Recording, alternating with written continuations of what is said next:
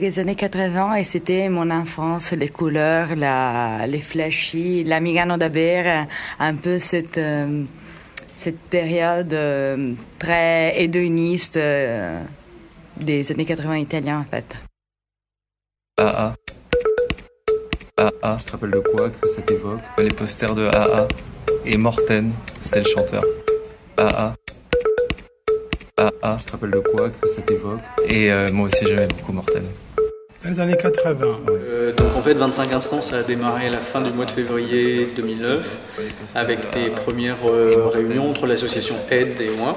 L'idée de départ c'était de développer un projet pour les 25 ans de l'association.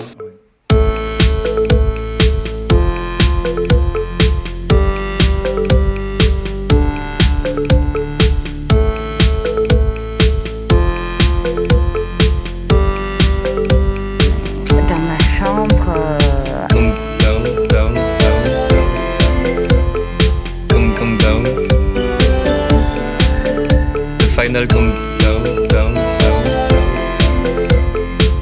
come down.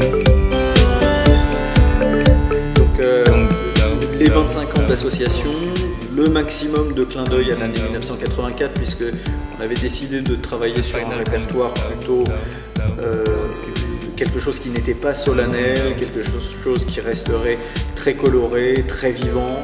Et donc voilà, après sur la mise en œuvre, ça a été vraiment vaste improvisation en vrai, une grosse partie de jonglage, parce que je peux pas dire que la ligne a vraiment été ni dessinée ni vraiment préméditée. Il y a eu 107 modèles, de moins les 3/4 étaient des gens non seulement j'avais jamais rencontré, mais que je rencontrais pour la première fois. Je savais pas comment ils allaient être fringués, je savais pas comment ils allaient être lunés, et donc c'est vraiment très tard en fait que la composition s'est mise un peu en place. Heureusement, la bonne surprise de me rendre compte qu'il y avait des choses qui se répondaient et dont on avait vraiment l'impression qu'elles avaient été prévues.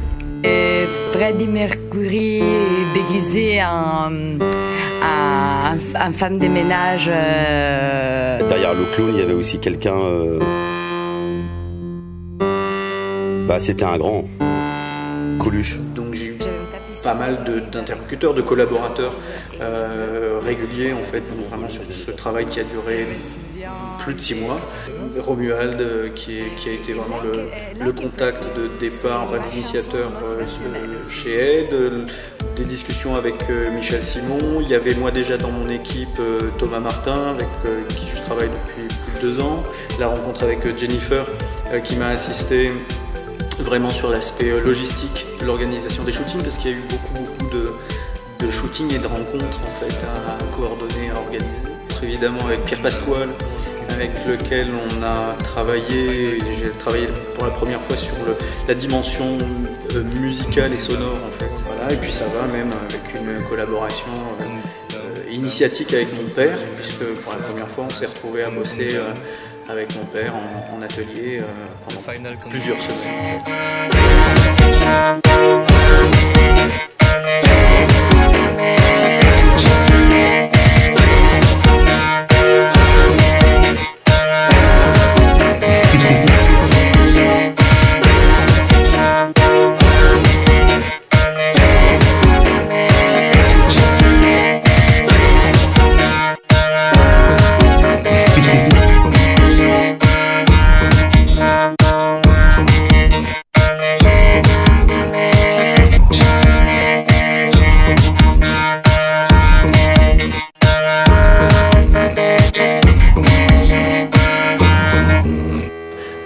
C'est probablement, évidemment, au jour d'aujourd'hui, le plus beau chantier en fait, sur lequel j'ai bossé, le plus beau produit même, finalement, puisque ça m'a permis de développer vraiment de nouvelles techniques de travail, de nouveaux processus, et puis ultimement, et puis ça c'est vraiment le truc probablement même le plus précieux, c'est des rencontres absolument précieuses, quoi.